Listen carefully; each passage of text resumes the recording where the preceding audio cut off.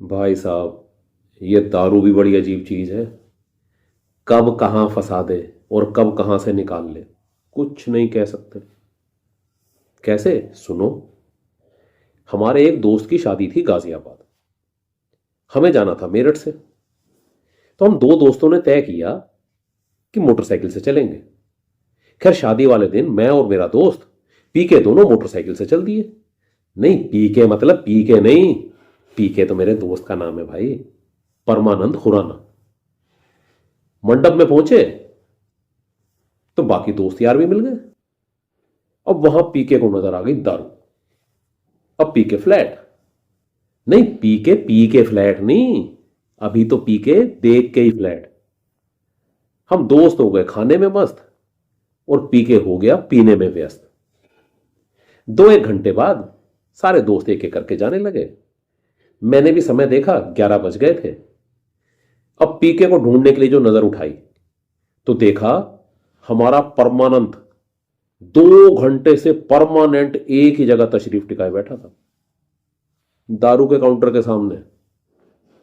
मैं पास गया तो मुझे पता लगा कि परमानंद तो परम आनंद में था।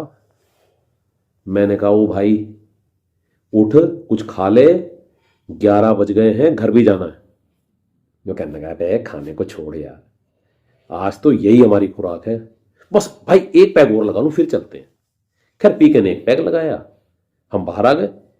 पीके ने मोटरसाइकिल का हैंडल थामा और कूद के बैठ गया। कहने लगा, चाबी दे। मैंने कहा, चाबी दे? चाबी का क्या करेगा? कह रहा, मोटरसाइकिल तेरा भाई चलाएगा। मैंने कहा, ओ भाई तो पहले ही सातवें आसमान पे है, भाई से ना चलेगी मोटरसाइकिल। कहने लगा, क्या बात कर रहा है? इस समय तो तेरा भाई चाहे तो हवाई जहाज भी उड़ा दे, ये तो फिर मोटरसाइकिल है। मोटरसाइकिल तो तेरा भाई ही चलाएगा, वरना दोनों भाई सारी रात यहीं बैठेंगे। अब मजबूरी में उसे चाबी देनी पड़ी। अच्छा, मैंने भी सोचा कि रात का समय है, सड़कें खाली मिलेंगी, और अगर कुछ आए बाय करेगा तो मैं इससे मोटरसाइकिल ले लूंगा। पीके ने मोटरसाइकिल स्टार्ट कर दी। मैं एक टांग उठा के जैसे ही बैठने को हुआ, चला दी।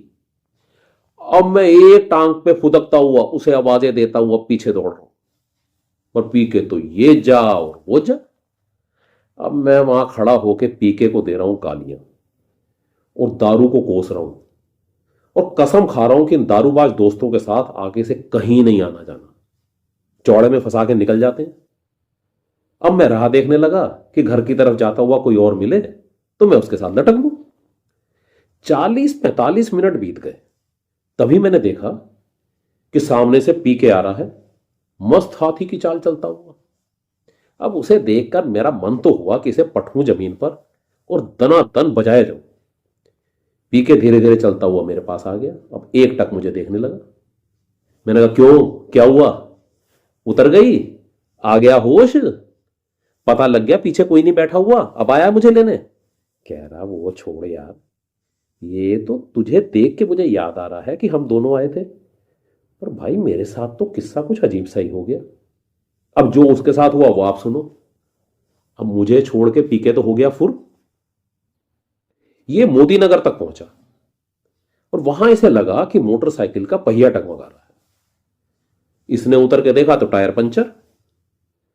अब रात के बज रहे हैं 11:30 के करीब, सब दुकानें बंद। इसने इधर उधर नजर घुमा के देखा तो डिवाइडर के दूसरी तरफ इसे एक पंचर वाले का खोखा नजर आ गया। अब भाई डिवाइडर से यू टर्न लेके मोटरसाइकिल को घुमा के लाया, खोखे वाले को उठा के उससे पंचर लगवाया। अब मोटरसाइकिल का मुंह था फिर गाजियाबाद की तरफ, वापस मेरठ की तरफ नहीं घुमाया। मोटरसाइकिल स्टार्ट की और चल दिया। अब ये मेरे से कह रहा है यार, मुझे ये लग रहा था कि इस रास्ते से थोड़ी देर पहले मैं गया हूं, और ये बिल्डिंग भी मैंने देखी थी, ये दुकानें भी देखी हुई हैं, ये मार्केट भी देखी वाली लग रही है, मैं दोबारा इधर से क्यों जा रहा हूं? कहने लगा, यही सोचते सोचते मैं मंडप तक आ गया। अब मंडप देख के मुझे फिर याद आया कि यहां से तो मैं कुछ देर पहले गया हूं। और यहां तो मैंने दारू भी पी थी।